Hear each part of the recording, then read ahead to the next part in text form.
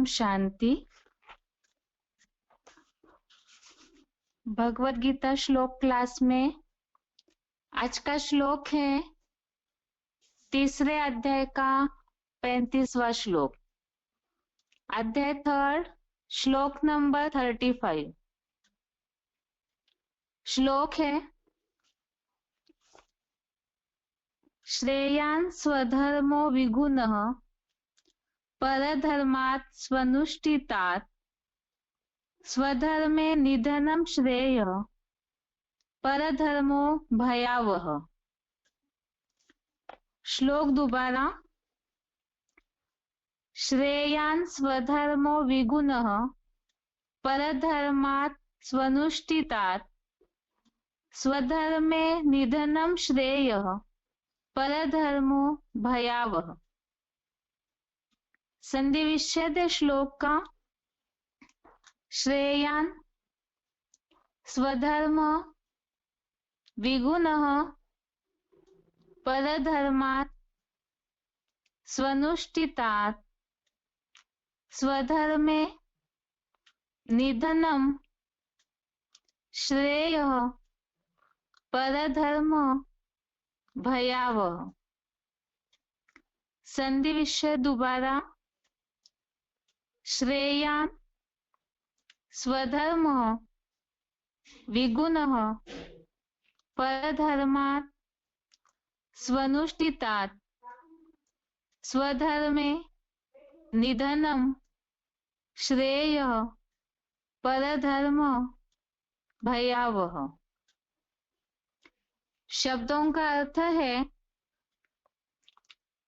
स्वनुष्ठितात् अर्थात स्वधर्म का पालन करने से, विगुणः अर्थात गुण विहीन, स्वधर्म अर्थात आत्मा का धर्म, परधर्मात् अर्थात प्रकृति के धर्म से, श्रेयान् अर्थात श्रेष्ठ है, स्वधर्मे अर्थात अपनी धर्म में, निधनम अर्थात मरना, श्रेय अर्थात श्रेष्ठ है, परधर्म अर्थात देहाभिमानियों का धर्म, भयावह अर्थात खतरनाक है।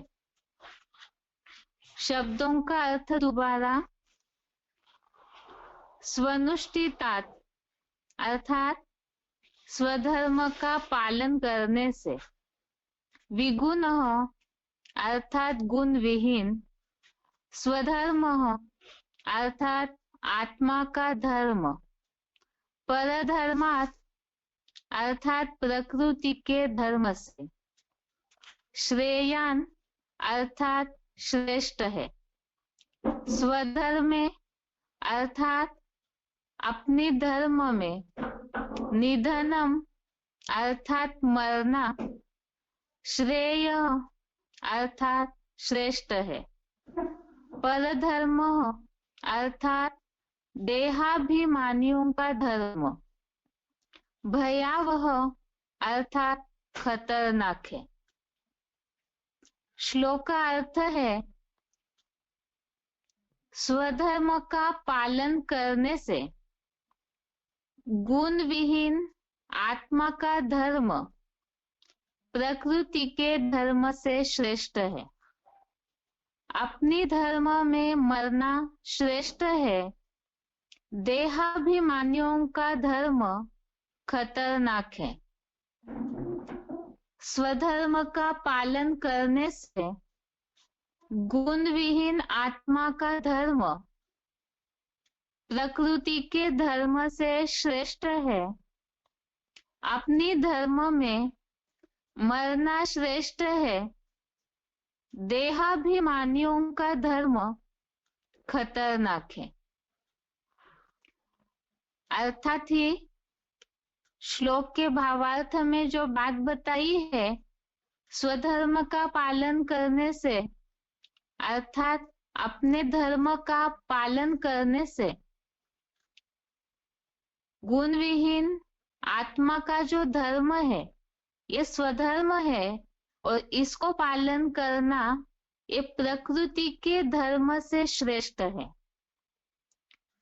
अपने धर्म में मरना श्रेष्ठ है, देहाभिमानियों का धर्म खतरनाक है। यहाँ है प्रकृति का धर्म से श्रेष्ठ, तो प्रकृति का धर्म, प्रकृति अर्थात ही 5 तत्वों का पुतला अर्थात शरीर। तो ये शरीर अर्थात देह, देहभान और उसका जो धर्म है देहभान का, इससे तो अच्छा है आत्मा का धर्म। प्रकृति सत रज तम 3 गुणों से प्रसारित होती है और आत्मा इन गुणों से अलग है, निराली है, जिसे श्लोक में बताया है सत रजादि गुण विहीन। अर्थात आत्मा इन सब गुणों वाली नहीं है, आत्मा ज्योति बिंदु है। जैसे कि दूसरे अध्याय के श्लोक में भगवान ने ये बात अर्जुन को बताई थी कि हे अर्जुन, सतोगुण में त्रिगुणातीत होकर के स्थिर हो जा। अर्थात ये तीनों गुणों से भी ऊपर की स्टेज में सत्व गुण में स्थिर होने बोला। तो यहाँ आत्मा का धर्म अर्थात ही आत्मिक स्थिति में स्थिर होना, ये प्रकृति के धर्म से अर्थात जो जड़ 5 तत्वों का बना हुआ शरीर है, देह है, उसके देह भान से आत्मिक स्थिति का स्वधर्म जो है श्रेष्ठ है। और देहाभिमानियों का धर्म खतरनाक है, अर्थात देह भान में रहना और देह भान से जुड़े हुए जो धर्म धारणाएं है उसमें रहना खतरनाक है। इस श्लोक का एक बार क्लैरिफिकेशन सहित भी अर्थ देखते हैं। स्वधर्म का पालन करने से सत रजादि गुण विहीन निराकार चेतन आत्मा का धर्म जड़त्वमयी प्रकृति के धर्म से श्रेष्ठ है। अपनी चेतन आत्मा के धर्म में देह त्याग रूप मरना श्रेष्ठ है। इस्लामी, बौद्धी आदि विदेशी विधर्मी देहाभिमानियों का धर्म अति खतरनाक है। क्लैरिफिकेशन में भी यही बात बताई है।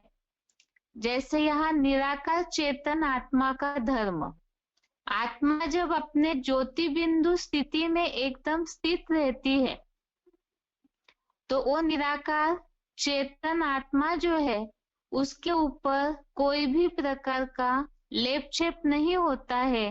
अर्थात तो इन 3 गुणों से गुण विहीन है, विहीन अर्थात गुण रहित है। इन तीनों गुणों का उसके ऊपर कोई असर नहीं है जब आत्मा अपने मूल ज्योति बिंदु स्थिति में निराकार चेतन स्थिति में स्थित है। और वही स्वधर्म जो है वो जड़त्व में प्रकृति के धर्म से श्रेष्ठ है। प्रकृति की जड़ है, प्रकृति के जो तत्व है 5 वो जड़ है। जैसे कि प्रकृति से ही बना हुआ जो मनुष्य शरीर है वो भी जड़ है। तो ऐसे जड़ प्रकृति के धर्म धारणा अर्थात देह भान से आत्मिक स्थिति का धर्म श्रेष्ठ है। इसीलिए अपनी चेतन आत्मा के धर्म में देह त्याग रूप मरना श्रेष्ठ है, जिसके लिए ही बोला जाता है धरत पर ये धर्म न छोड़िए। अर्थात ही हिस्ट्री में भी ऐसी बातें देखने में आती है। यहाँ खास आगे जो वाक्य लिखा हुआ है, इस्लामी, बौद्धी आदि विदेशी विधर्मी देहाभिमानियों का धर्म अति खतरनाक है। अर्थात ये जो अलग अलग धर्म है, जैसे कि सतयुग त्रेता युग में आत्मा आत्मिक स्थिति में रहती है तो वहां अकर्म होते हैं और जैसे ही द्वापर युग से देहभान आया, देहभान बढ़ा तो देह के धर्म बढ़े, और देह के धर्म बढ़ते गए, देहभान बढ़ता गया, तो वैसे ही दुख बढ़ते गए। तो इसीलिए ही यहाँ बात बताई है कि ऐसे देहाभिमानियों का, जो देह के भान में रहने वाले, देह के भान को बढ़ाने वाले, जिनमें ऐसी धारणाएं है देह भान बढ़ने वाली, बढ़ाने वाली, तो ऐसे धर्म जो है वो खतरनाक है। उससे तो अच्छा अपने धर्म में मरना अच्छा है। यहाँ दो प्रकार की बातें हैं। एक तो स्वस्थिति में पूरी तरह स्थित होना, देह भान से परे हो जाना, और दूसरी बात है यहाँ पर दूसरे दूसरे अन्य धर्मों की धारणाओं को अपनाना, जिससे देहभान बढ़ता है। तो ऐसे धर्मों की धारणाओं को अपनाना, कन्वर्ट होना, या दूसरे धर्मों की धारणाओं को अपने जीवन में धारण करने से तो अच्छा है कि अपने धर्म में मरना श्रेष्ठ है। जैसे हिस्ट्री में ऐसे बहुत उदाहरण देखे जाते हैं, जहां भी कन्वर्शन की बात आई, बहुत सारे अत्याचार किए गए, तो भी राजाओं ने मरना स्वीकार किया, लेकिन औरों की अधीनता, दूसरों के धर्म में जाना स्वीकार नहीं किया। तो इसी तरह से ये सारी बातों का फाउंडेशन तो यहाँ संगम युग में पड़ता है, जिसके लिए ही अपने खास तो सनातन धर्म में टिके रहना अच्छा, दूसरे धर्मों की धारणाएं खतरनाक है, भयावह है। और उससे भी श्रेष्ठ ऊपर की स्थिति बताई, देहभान से भी निराले होके आत्मिक स्थिति का स्वधर्म में टिकना, ये आत्मा का मूल धर्म है। इसके पहले एक सिलेक्टेड पॉइंट सुना था हमने, स्वमान में रहना। दूसरे जो देहधारी है, उनकी बातों में, उनके विचारों से प्रभावित होते हैं, तो उनके मान में उनकी बातों का असर हो जाता है। तो यहाँ स्वधर्म में टिकना, अर्थात जो मूल आत्मिक स्थिति की धारणा है उसमें टिकना। तो ये देहभानियों का धर्म खतरनाक है, भयावह, ये शब्द आया है श्लोक में, परधर्म भयावह, अर्थात देहभानियों का धर्म खतरनाक है। और ये खतरनाक की बात के लिए, भय की बात के लिए ही, जैसे दूसरे अध्याय का 40वां श्लोक, अध्याय 2 श्लोक नंबर 14, ये हमने पहले भी देखा। इसमें बात आई है, नेहाभिक्रम नाशोस्ति प्रत्यवायो न विद्यते स्वल्पम अपि अस्य धर्मस्य त्रायते महतो भयात्। अर्थात ही ये जो आत्मिक स्थिति की धारणा है, इसका अल्पांश भी महान भय से रक्षा करता है। श्लोक के भावार्थ में बात आई है कि इस कर्म योग की धारणा का अल्पांश भी महान भय से रक्षा करता है। अर्थात ही आत्मिक स्थिति में जितना टिके रहेंगे, तो उतना ही, ये तो श्लोक समझते समय हमने समझा था, आत्मिक स्थिति स्वधर्म में टिकने से विनाश का जो महान भय है उससे भी रक्षा होती है। और प्रैक्टिकल जीवन में भी अलग अलग जो समस्याएं हैं, जो देहभान से ही निर्माण होती है, दुख आना, परिस्थिति आना, भूले होना, ये सारा ही देहभान के कारण, देह के धर्म के कारण, देह भानियों का संग करने के कारण ही होता है। इसीलिए ही इस खतरनाक धर्म से स्वधर्म में टिकना अच्छा है। आज का जो 35वां श्लोक है, इसके रेफरेंस में ही 18वें अध्याय का 47वां श्लोक भी है, अध्याय 18 का श्लोक नंबर 47, इसमें भी ये बात आई है, श्रेयान् स्वधर्मः विगुणः परधर्मात् स्वनुष्ठितात् स्वभाव नियतम कर्म कुर्वन् नाप्नोति किल्बिषम्। इसमें ये बात आई है, जड़ प्रकृति के देहभान वाले विरुद्ध गुण से आत्मधर्म सुख से पालने कारण श्रेष्ठ है। स्वभाव से नियत किए हुए कर्म करता हुआ पाप का भागी नहीं बनता। इसमें रेफरेंस अलग है। बाकी पहला जो वाक्य है इसमें खास बात है, जड़ प्रकृति के देहभान वाले विरुद्ध गुण से आत्मधर्म सुख से पालने कारण श्रेष्ठ है। अर्थात ही जड़ प्रकृति है उसका देहभान, जड़ प्रकृति का धर्म अर्थात ही देहभान, उसके विरुद्ध आत्मिक स्थिति का जो धर्म है वो पालने में सुखकारक है। इससे ही खास इस श्लोक का सार है आत्मिक स्थिति में टिकना, जिससे कि स्वस्थिति से स्वर्ग बनता है, सुखकर स्थापना हो जाती है, जीवन सुखमय हो जाता है। और देहभान, देह के संबंधी, देहभान में ही देह के पदार्थ, देह के संबंधी, देह से जुड़ी हुई स्थिति परिस्थितियां, वो भय, दुख या खतरनाक अनुभव हो जाती है, निर्माण करती है ऐसी स्थिति परिस्थितियां। इसीलिए बताया स्वधर्म ही श्रेष्ठ है। इस बात को और अच्छे से समझने के लिए शिव बाबा ने ही सिलेक्टेड पॉइंट में क्या बोला है उसे समझते हैं। पहले श्लोक का उच्चारण।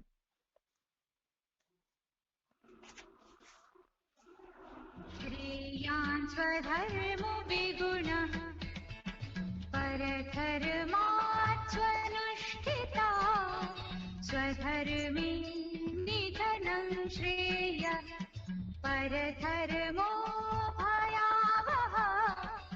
स्वधर्म का पालन करने से सतरजादि गुण विहीन निराकार चेतन आत्मा का धर्म जड़त्व में प्रकृति के धर्म से श्रेष्ठ है। अपने चेतन आत्मा के धर्म में मरना, देह त्याग भी श्रेष्ठ है। इस्लामी, बौद्धि आदि विदेशी विधर्मी देहाभिमानियों का धर्म अति खतरनाक है।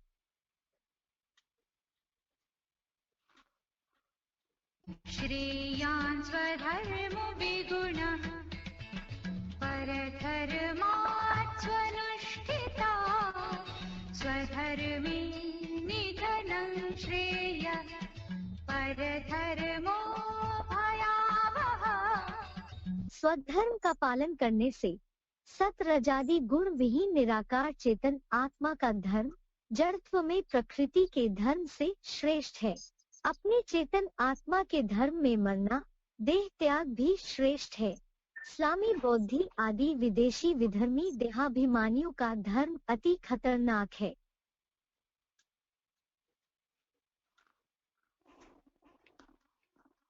इसी श्लोक से रिलेटेड सिलेक्टेड पॉइंट है VCD नंबर 2231, VCD नंबर 2231। स्वधर्मे निधनम से परधर्मो भयावह। स्व माने आत्मा, आत्मा स्व है और शरीर 5 तत्वों का बना हुआ प्रकृति का पुतला है। आज ये पुतला हमें मिला है और कल खलास हो जाएगा। तो देखो हमारा स्वधर्म आत्मिक स्थिति में टिकना हुआ ना, इस आत्मिक स्थिति में टिक करके निधनम, हमारा शरीर रूपी क्या ये वृक्ष खत्म भी हो जाए तो भी बीज रूप जो आत्मा है उसका कल्याण होगा या नहीं होगा? कल्याण होगा। तो स्वधर्मे निधनम से अपने आत्मा की स्मृति के धर्म में टिकना चाहिए। जो और धर्म पिताओं ने धारणाएं स्थापन की हैं धर्म की, उनको परित्याग कर देना चाहिए। धर्म को परित्याग करेंगे या धर्म पिताओं को भी परित्याग कर देंगे? हैं? है? अरे धर्म का परित्याग करेंगे, स्वधर्म हम अपनाएंगे, या जो धर्म को स्थापन करने वाले धर्म पिताएं हैं उनको भी गोली मारेंगे? हैं? बाप ने तो कहा इन देहधारी धर्म गुरुओं को सबको मारो गोली। बेद का बाप है तो बेद की गोली मारना सिखाएगा या हद की गोली मारना सिखाता है? वेद की गोली क्या है? ज्ञान की तीखी तीखी गोलियां मारते जाओ, वो अपने आप अपने देह के धर्म से नष्ट हो जाएंगे, डाउन हो जाएंगे। इसलिए बोला स्वधर्मे निधनम से, अपने धर्म में टिके रहो। दूसरे का धर्म तुम्हारे लिए भय पैदा कर देगा। ऐसा भय, दूसरे के धर्म में कन्वर्ट होकर के जो गए भारतवासी, वो उनके धर्म में जाकर के ऊंच पद पाते हैं या नीच पद पाते हैं? नीचा पद पाते हैं।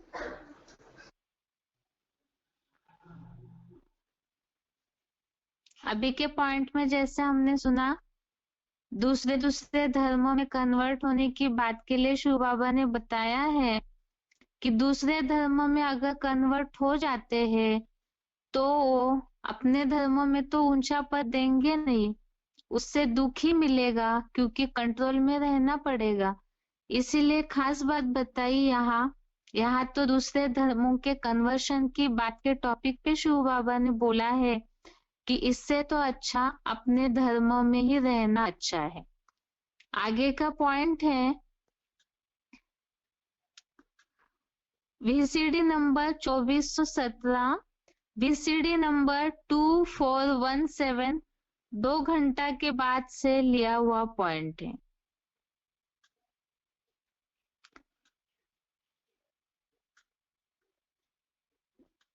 दुनिया की जितनी अच्छी अच्छी परंपराएं हैं वो बाप आकर डालते हैं, और जितनी गलत गलत खराब खराब परंपराएं हैं वो मनुष्य डालते हैं। इसलिए नर नरक बनाता है। क्या बनाता है? नरक बनाता है, और स्वस्थिति में रहने वाला स्वर्ग बनाता है। वो बनाता है स्वर्ग तो कौन बनाता है? जिसमें प्रवेश करता है वो स्वर्ग बनाता है। कैसे? सदा काल स्वस्थिति में रहने की प्रैक्टिस करके। सदैव स्वस्थिति में रहेगा तो स्वर्ग बना सकेगा। सदैव स्वस्थिति में नहीं रहेगा, स्वधर्मे निधनम से परधर्मो भयावह। स्व माने आत्मा के धर्म में, आत्मा की स्मृति में जो रहेगा वो ही श्रेष्ठ है। परधर्म, मुसलमानों का धर्म, क्रिश्चियन का धर्म, सिखों का धर्म, बौद्धियों का धर्म, या कोई भी देहधारी मनुष्य गुरु का धर्म अपनाएगा तो वो पर धर्म है। पर माने पराये हैं। स्व अर्थात स्व माने सूर्यवंशी नहीं है, बाप के बच्चे नहीं है। इसलिए बोला स्वधर्मे निधनम से। स्व माने आत्मा के धर्म में शरीर छूट जाए आत्मा की स्मृति में तो कहां जाएगा? स्वर्ग में जाएगा। और दूसरों की स्मृति में, दूसरे धर्म पिताओं की स्मृति में शरीर छोड़ेगा तो नरक में जाएगा। चाहे वो ब्रह्मा हो, चाहे वो इब्राहिम हो, चाहे वो क्राइस्ट हो, कोई भी धर्म पिता हो, वो सब पर हैं। क्या? पराये हैं, अपने नहीं हैं। तुम्हारा अपना एक बाप दूसरा। अभी के पॉइंट में जैसे बताया कि दूसरे दूसरे धर्म पिताओं का जो धर्म है उसे अपनाते हैं, अर्थात तो पर हो गए, पराये हो गए, और ऐसे धर्म पिताओं की याद में शरीर छोड़ते हैं या उन धर्मों में जाते हैं तो भयावह है। इससे तो अच्छा आत्मिक स्थिति में रहना, आत्मिक स्थिति में शरीर छोड़ते हैं। तो ऐसी आत्माओं के लिए बताया कि एक शिव बाबा दूसरा न कोई, जो बाप के बच्चे हैं वो अपने धर्म में रहने वाले सूर्यवंशी है, और दूसरे धर्मों को अपनाने से तो अच्छा है अपने धर्म में मर जाना। आगे का पॉइंट है वार्तालाप नंबर 1744, डिस्कशन नंबर 1744। जो देवता बनने वाली आत्माएं होती हैं, क्या वो उसी दिन में जन्म लेती है? नहीं जन्म लेती है, और देशों में भी जन्म लेती है, और अद्भुत में भी जन्म लेती है।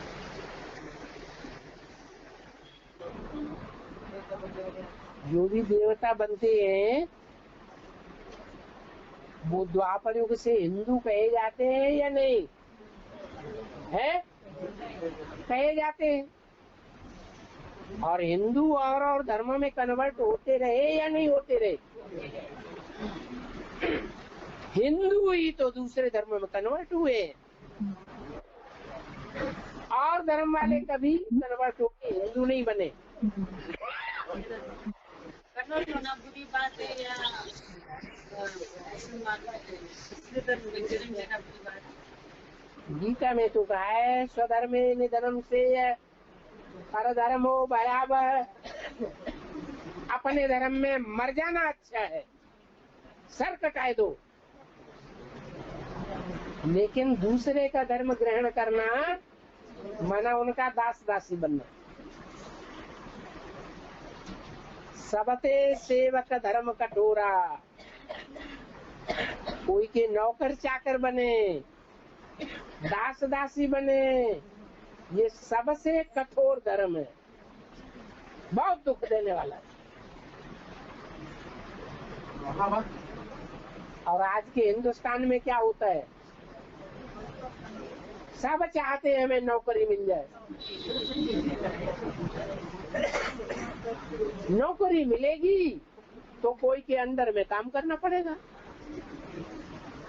दास दासी बन गई ना, बन गई। आजकल दास दासी बनने में बड़ा मजा आता है लोगों को। बाप कहते हैं मैं तुम्हें राजाओं का राजा बनाता हूँ। राजा किसी के अधीन नहीं होता है, दास दासी तो अधीन होते हैं, प्रजा भी अधीन होती है। मैं प्रजा योग सिखाने नहीं आया हूँ, मैं तो तुम्हें राजयोग सिखा करके राजा बनाता हूँ।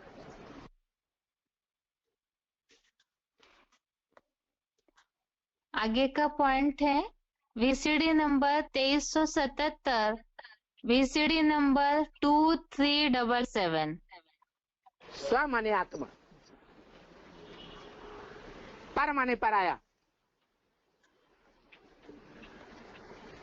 पर है देह, देह के 5 तत्व ये पर हैं।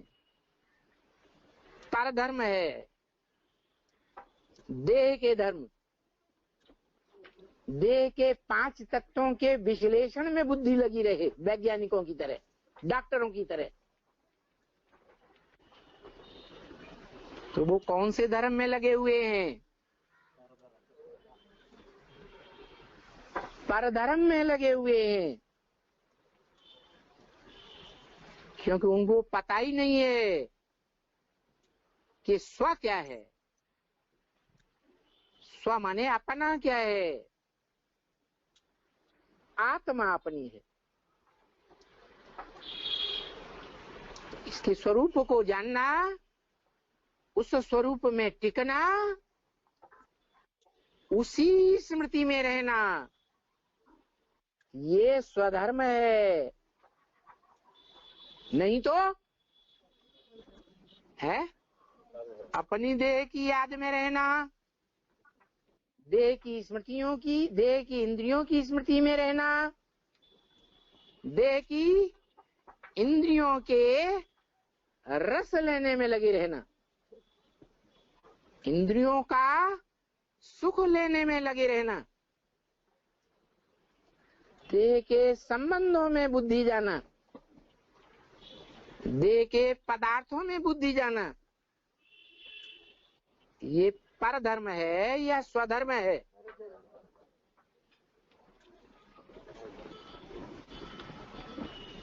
तो घड़ी घड़ी चेक करना चाहिए।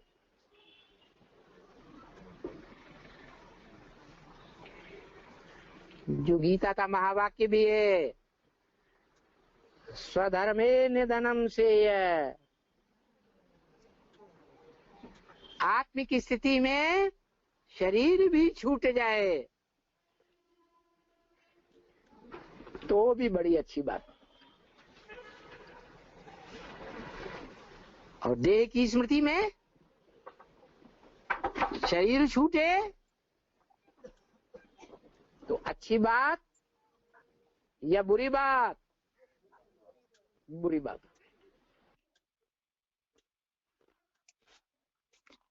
अभी तक के जो हमने सिलेक्टेड पॉइंट समझे, जैसे नौकरी करते हैं, किसी के अंडर में रहते हैं, ये भी पराया धर्म बोला। देह, देह के संबंधी, देह के पदार्थों का भान, देह भान, ये भी पराया धर्म है। देह के विश्लेषणों में जिन वैज्ञानिकों की बुद्धि जाती है, देह ही पराई है, प्रकृति ही पराई है, तो उसमें जिनकी भी बुद्धि जाती है वो सब पराया धर्म है। ऐसे ही देह भान वाले दूसरे जो धर्म है वो भी पराये धर्म हो गए।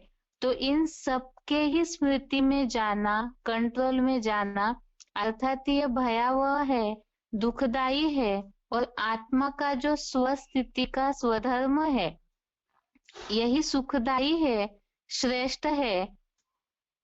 इसी श्लोक से रिलेटेड बहुत सी मुरलियों में शिव बाबा ने बताया है स्वधर्म के लिए आत्मिक स्थिति का धर्म किस तरह से स्वर्ग की स्थापना करता है, कैसे श्रेष्ठ है।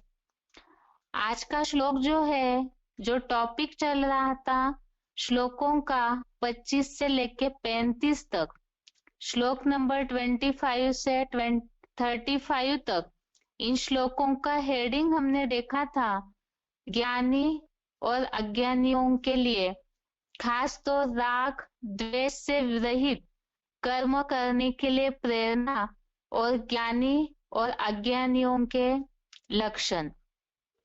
इसमें खास बातों सार यही है इन श्लोकों का हेडिंग के हिसाब से कि देह भान में जितना जितना रहते हैं तो उतना किस तरह से बुद्धि हलचल में आती है, दुख निर्माण होते हैं, और इससे निराला होने के लिए ही जो अभी तक हमने श्लोकों में समझा, अनासक्त होना, साक्षी दृष्टा होना, दृष्टि होना, ये सब बातों के लिए जो पुरुषार्थ के लिए बताया है भगवत गीता में, तो उसका सारी है आत्मिक स्थिति।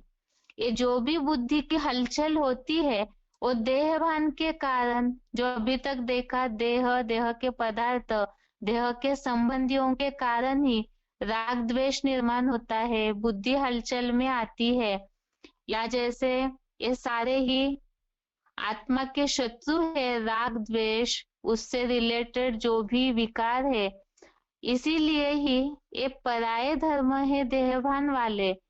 आज के श्लोक का सारी है, अभी तक के श्लोकों का सारी आज के श्लोक का सार है कि देह का धर्म दुखदाई है, इसीलिए आत्मिक स्थिति में रहना यही श्रेष्ठ है। यही आज के श्लोक है।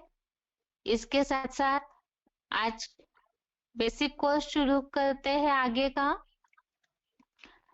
बेसिक कोर्स में कल जो हमने समझा था उसकी शॉर्ट में रिवीजन देखते हैं पहले, उसके बाद आगे।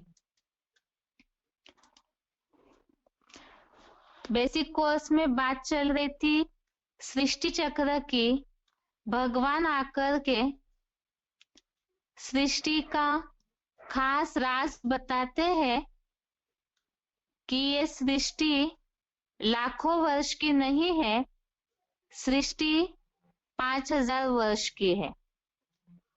ये सृष्टि रूपी नाटक या ये काल चक्र 5000 वर्ष का है और इसकी हुबहू पुनरावृत्ति होती है, रिपीटेशन होता है।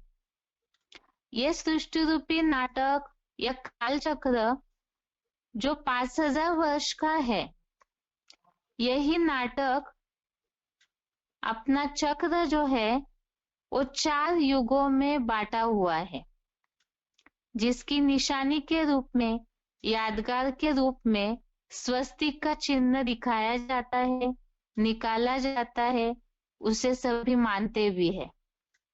जैसे चित्र में स्वस्तिक के द्वारा इस सृष्टि चक्र को दिखाया गया है, 4 भागों में ये चक्र बटा हुआ है, ये सृष्टि रूपी नाटक बटा हुआ है। सतयुग, त्रेता युग, द्वापर युग और कलयुग।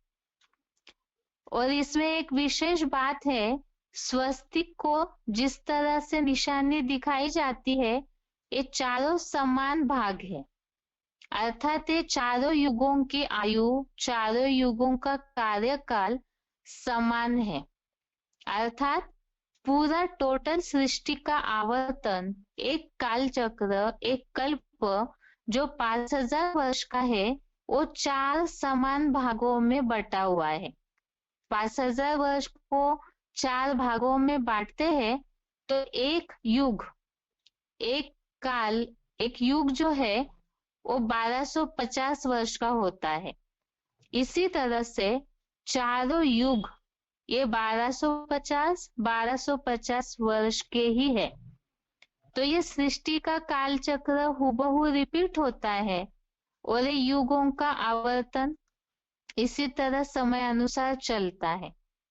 इसमें हमने एक बात पहले देखी थी, शास्त्रों में युगों की आयु को लेकर जो मान्यता है, कलयुग की आयु से द्वापर दुगुना है, उससे 3 गुना त्रेता है और उससे सतयुग 4 गुना। तो ये जो मान्यता है इस हिसाब से गलत सिद्ध हो जाती है।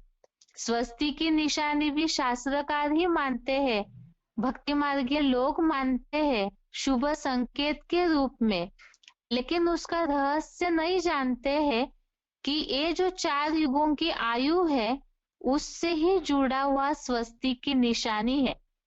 स्वस्तिक को 4 समान भागों में बांटा है, अर्थात चारों युगों की आयु समान है। शास्त्रकार एक तरफ से स्वस्तिक निकालते भी है और दूसरी तरफ से युगों की आयु की मान्यता को भी एक गलत फहमी के रूप में दिखाया। अब स्वस्तिक की निशानी जो सृष्टि चक्र से जुड़ी हुई है, इससे सिद्ध हो जाता है कि चारों युगों की आयु समान है। अभी ये स्वस्तिक का चिन्ह जो सृष्टि चक्र से जुड़ा हुआ है, ये बहुत ही प्रसिद्ध है। कई धर्म वाले हैं, कई ऐसे देश है जो इस स्वस्तिक के निशानी को मानते हैं। खास तौर पे हिंदू धर्म में भक्ति मार्ग ज्यादा मान्यता वाला है। इसमें स्वस्तिक को शुभ चिन्ह के रूप में माना जाता है। जहां भी पूजा अर्चना होती है, जो भी शुभ कार्य होता है, वहां स्वस्तिक की निशानी जरूर दिखाई जाती है। लेकिन ये शुभ चिन्ह के रूप में क्यों दिखाया जाता है, क्यों माना जाता है, इसे कोई भी पंडित, पुजारी, साधु संत नहीं जानते हैं। न जानने के कारण ही वो इसके राज को भी नहीं बता सकते हैं, न बता पाए हैं। इसका खास कारण है कि ये स्वस्तिक जो है ये सृष्टि चक्र का प्रतीकात्मक चिन्ह है। सृष्टि चक्र से जुड़ा हुआ है स्वस्तिक की निशानी। जैसे सृष्टि का जो राज है वो जन्म मरण के चक्र से जुड़ा हुआ है। जैसे मनुष्य आत्माएं जन्म मरण के चक्र में आने के कारण सृष्टि के राज को नहीं बता सकते हैं, तो इसी कारण से स्वस्तिक सृष्टि चक्र से जुड़ा हुआ है और इसीलिए ही स्वस्तिक शुभ क्यों माना जाता है, उसका रहस्य भी जन्म मरण में आने वाले मनुष्य नहीं बता पाते हैं। लेकिन भगवान जो जन्म मरण के चक्र से न्यारे है, वो स्वयं ही आकर के इसीलिए ही इस स्वस्तिक का राज खोल रहे हैं कि आखिर स्वस्तिक की निशानी शुभ चिन्ह के रूप में क्यों मानी जाती है। अब इसे हमें समझना होगा कि ये स्वस्तिक की निशानी शुभ क्यों है। क्या केवल स्वस्तिक का चिन्ह शुभ कार्यों में दिखाने मात्र से ही सब कुछ शुभ हो जाएगा? इसका भी रहस्य समझना होगा। अगर केवल चिन्ह निकालने मात्र से ही सब कुछ शुभ हो जाता, तो फिर व्यक्ति अपने कर्मों की तरफ कभी ध्यान ही नहीं देंगे, क्योंकि चिन्ह निकालने से सब कुछ अच्छा ही अच्छा हो रहा है, तो कर्म कैसे भी करते जाए और चिन्ह निकालते जाए, स्वस्तिक बनाते जाए, तो फिर कर्मों की थ्योरी का महत्व ही क्या रहा। इसीलिए खास बात तो है कि अगर कर्मों की थ्योरी को मनुष्य महत्व ही नहीं देगा, तो फिर भगवान को भी गीता में इतना सारा कर्मों का ज्ञान देने की क्या आवश्यकता थी।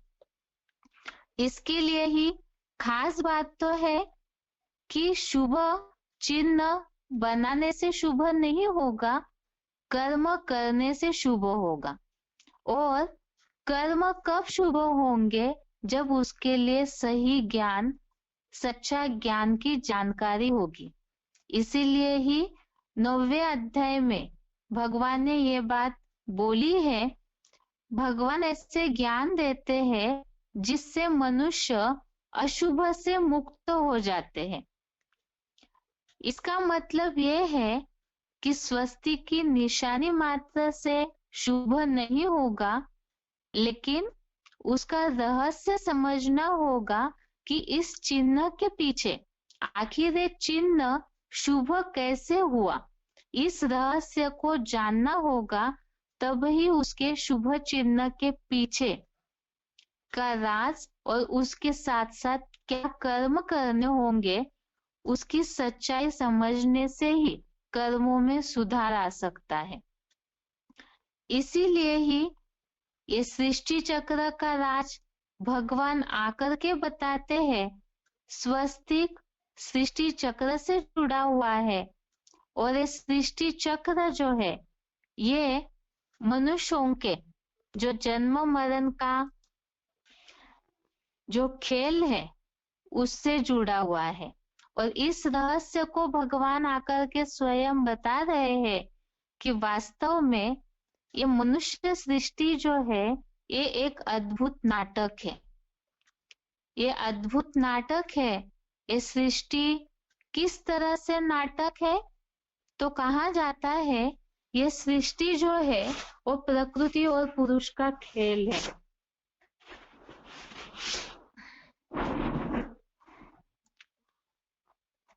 जैसे कि प्रकृति और पुरुष माना ऐसे समझा जाता है, स्त्री और पुरुष। वास्तव में मनुष्य आत्माओं का ये जो ये सृष्टि रूपी नाटक है,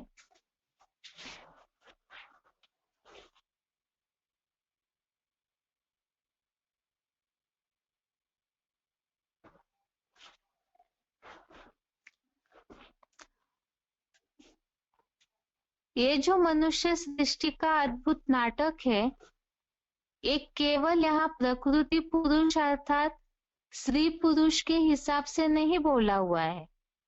आत्मा के पाठ में हमने इस रहस्य को समझा है कि प्रकृति अर्थात ये शरीर 5 तत्वों से बना हुआ है और पुरुष अर्थात आत्मा 5 तत्वों से बना हुआ शरीर अर्थात प्रकृति और पुरुष पुरुष का अर्थ आध्यात्मिक हिसाब से और संस्कृत में ये संस्कृत शब्द है पुरुष अर्थात ही पुरु अर्थात पूरी और श अर्थात शयन करना।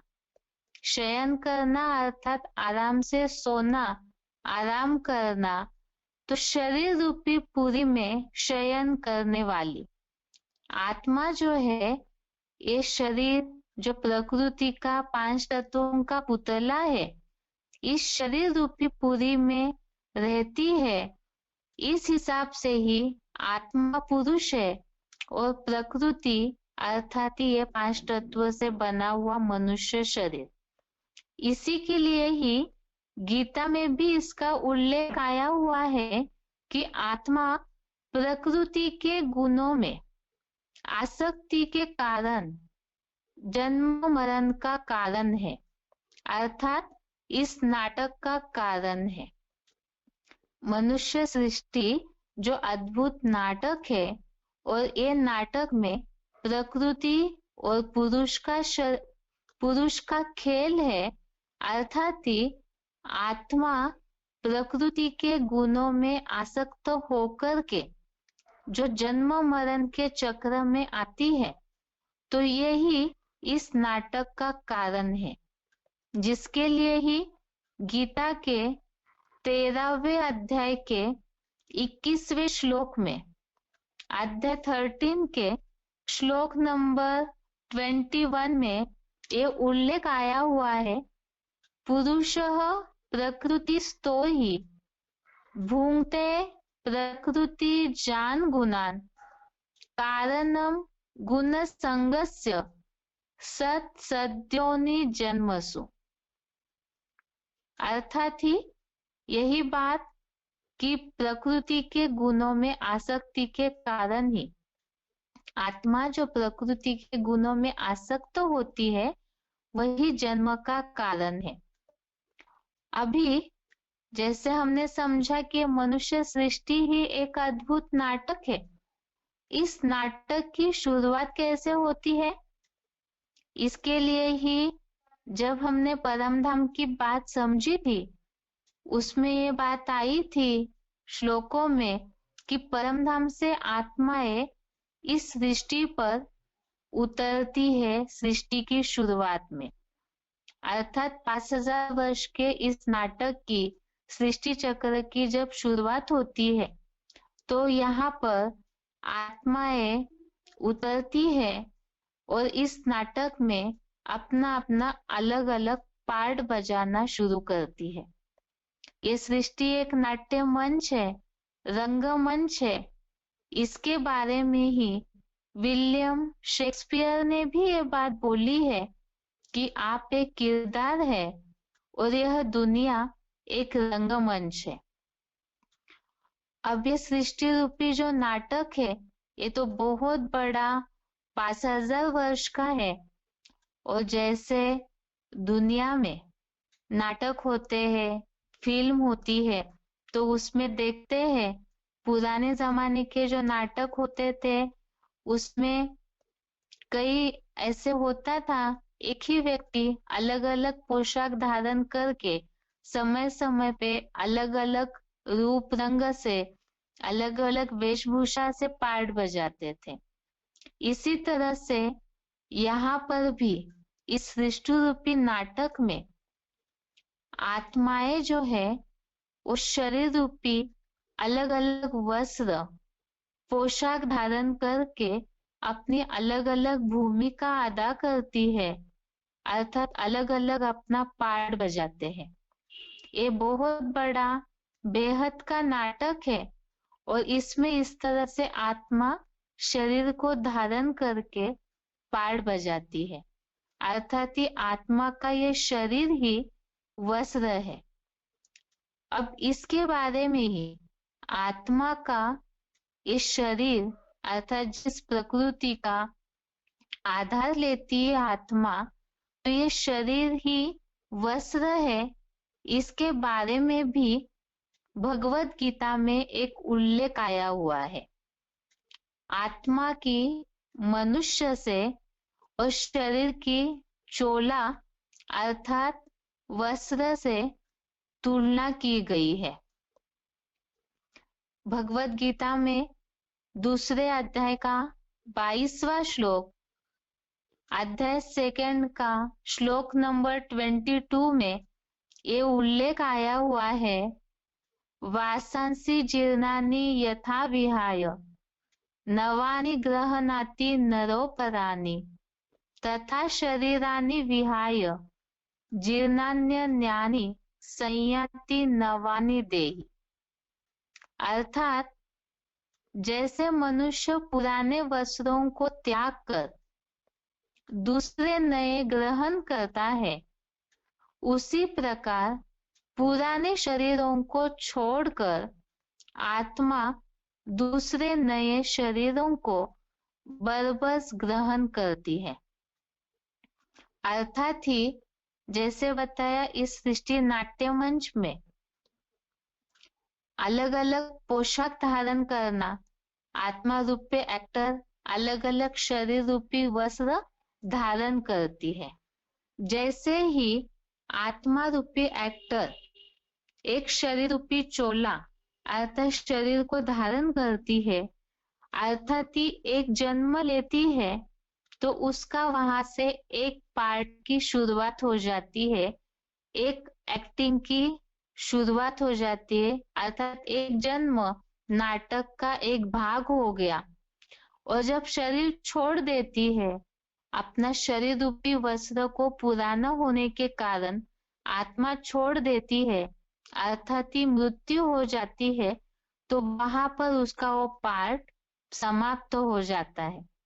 और फिर वो आत्मा दूसरा जन्म धारण करती है, दूसरा जन्म लेती है, दूसरा शरीर धारण करती है, तो दूसरा शरीर रूपी वस्त्र धारण करके उस पोशाक या उस वेशभूषा के रूप में उसके अगले पार्ट की, अगले जन्म की शुरुआत हो जाती है। इसी तरह से अब ऐसा जो जैसे सृष्टि का चक्र है, ये जो पहले भी हमने देखा, सृष्टि का चक्र रिपीट होता है, ये चक्र चलता है। इसी तरह से सृष्टि चक्र के साथ साथ ही मनुष्यों का जन्म मरण का चक्र भी जुड़ा हुआ है। अब इस सृष्टि रूपी नाटक में, इस नाट्य मंच में आत्मा ने कितने जन्म लिए, अर्थात कितने शरीर रूपी चोले धारण किए और उस वेशभूषा को धारण करके कितने और कैसे कैसे पार्ट बजाए हैं, ये हमें कैसे पता चलेगा? ये तो हमने समझा कि आत्मा रूपी नाटक है, ये सृष्टि रूपी नाटक है और इसमें आत्मा पार्ट बजाती है, एक्टिंग करती है। लेकिन अब उसमें वो क्या क्या पार्ट बजाती है, कैसे पार्ट बजाती है, इसे भी हमें जानना होगा। अब प्रश्न आता है कि ये हमें जानना क्यों जरूरी है कि ये जो 5000 वर्ष का इतना बड़ा नाटक है, इसमें कितने सीन्स है, अभी कौन सा समय चल रहा है, कौन सा इस नाटक का पार्ट या सीन चल रहा है। जैसे दुनिया में भी नाटक होते हैं, पिक्चर होता है, तो सभी को क्यूरियोसिटी होती है, जानने की इच्छा होती है कि नाटक किसने बनाया, इसका एक्टर कौन है, उसमें विलियन कौन है और कौन कौन ने क्या क्या पार्ट बजाया है, सबको इसकी इच्छा होती है। इसी तरह से ये जो बेहद का सृष्टि रूपी नाटक है, तो इस नाटक का भी डायरेक्टर कौन है, इसके एक्टर्स कौन है मुख्य, जो इस सृष्टि रूपी रंगमंच पर सबसे अच्छे से अच्छा पूरा प्रसिद्ध होने वाला पार्ट बजाते हैं, विलियन कौन है और भी ऐसे कौन कौन एक्टर्स है, तो इसे भी जानना चाहिए। अब ये क्यों जानना चाहिए, और भी साथ साथ ये नाटक में हमारा क्या पार्ट है, इस पार्ट को किसने फिक्स किया, और क्या ये जो नाटक में हमारा पार्ट बना हुआ है ये बदली हो सकता है? अब बात है कि इतनी सारी बातें, बहुत बड़ा ये सृष्टि ही बहुत बड़ी है और 5000 वर्ष का इतना लंबा चक्र चलता है। इसमें ढेर सारे, जितनी जनसंख्या है, जितने मनुष्य है, उतने ही वो एक्टर्स हो गए, उनका अलग अलग पार्ट है। तो ये सब जानना जरूरी है क्या? और क्यों जरूरी है? जानना भी है तो क्यों जरूरी है? अब जैसे हम जो हद में नाटक होते हैं, फिल्में होती है, उसका ही उदाहरण लेते हैं। नाटक में अगर कोई एक्टर को रंगमंच पे जाके, स्टेज पर जाकर के पार्ट बजाना है और उसे ये बात ही नहीं पता है कि उसको स्टेज में जाके क्या एक्टिंग करनी है, उसका क्या पार्ट है, उसे क्या करना है, तो उस एक्टर को क्या कहेंगे? और जाके स्टेज पे कैसे पार्ट बजाएगा जब वो कुछ जानता ही नहीं है? तो जैसे पार्ट बजाना चाहिए, जैसे एक्टिंग करनी चाहिए, वैसे वो सही एक्टिंग भी नहीं कर पाएगा। और जब एक्टिंग ही सही नहीं करेगा, अपनी भूमिका को अच्छी तरह से नहीं निभा पाएगा, तो फिर उसकी मान्यता कैसे होगी? उसका महत्व कैसे बढ़ेगा? उसका गायन कैसे होगा? इसीलिए ही जैसे हम देखते हैं, बहुत ऐसे जिज्ञासु होंगे हमारे सामने आने वाले। दुनिया में ऐसे बहुत लोग हैं, वो ये सोचते हैं इन सब बातों में जाने से क्या फायदा है? हम तो अपना कमाएंगे, अच्छा खासा सुख का जीवन जी रहे हैं, तो इन सब बातों में जाने की क्या आवश्यकता है? अब इसकी आवश्यकता क्यों है, उसे समझना होगा। क्योंकि आज समाज का वातावरण यही है, ये सारी बातों में जाना नहीं चाहते हैं, सोचते इसमें हम अपना टाइम वेस्ट क्यों करें। जैसे एक कहावत है, प्रचलित मान्यता है, कहते हैं दुनिया में कि क्या बताए यार, नुमानिया क्या कर गए, बीए हुए, नौकर हुए, पेंशन मिली और फिर मर गए। अर्थात समाज की आज ये स्थिति है, सभी उसी धारा में बह रहे हैं कि जन्म लिया, पढ़ लिख लिए, नौकरी धंधा कर लिया, प्रॉपर्टी कमाई और फिर अपने वंशावली के लिए धन कमा के इकट्ठा रखा। इतना होते होते उम्र बीत जाती है और मर जाते हैं। तो क्या जीवन का केवल यही लक्ष्य है? जैसे जानवर है और प्राणी होते हैं, वो भी जन्म लेते हैं, जीवन जीते हैं, खा पीते हैं, घूम लेते हैं और फिर जीवन पूरा हो जाता है। मनुष्य को भी प्राणी ही बोला है, लेकिन उसमें थोड़ी विचारों की शक्ति ज्यादा है, बुद्धि की दाद मिली हुई है।